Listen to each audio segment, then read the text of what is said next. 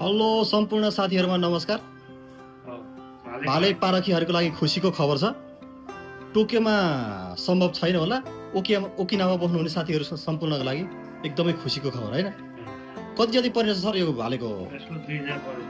2000 कति किलो होला लगभग यो? 2-3 किलो होला। 2-3 किलो होला है। एक्ज्याक्ट वेट त थाहा छैन, अनुमान 2-3 किलोको अनुमान गरिएको छ। लोकल भाले हजुर है। यो बाहनी भाले हो कि कोरकोरनी भाले सर? बाहनी भाले हो। त्यो त हेर्न रातो सियो कस्तो छ। हजुर लो प्योर लोकल हो कि यो खच्चड हो सर? प्योर लोकल हो। ए यो फर्स्ट टाइम हो कि पहिले पनि ल्याएर खानु? कति खाए खानु भयो है। ए धेरै भाले अझ प्योर भाले चाहिँ फर्स्ट टाइम भेटे। ए ओकिनावा नभएर टोकियोतिर सम्भव छ कि छैन यो? टोकियोतिर त खोइ थाहा भएन, ओकिनावा चाहिँ सम्भव छ। फर्स्ट टाइम भेटाए। हजुर ए ल यसको स्वाद कस्तो हुनेछ भिडियो अन्तिमसम्म हेर्नु होला। हामी रेसिपी सहित फुल भिडियो बनाउने छौँ।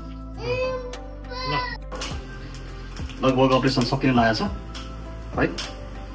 यसको कटिङ मात्र बाँकी छ। फाइनल स्टेजमा पुगिसकेको छ। यसलाई स्वाद अनुसार टक्क बनाएर नेपाली स्वादमा बुझ्यो।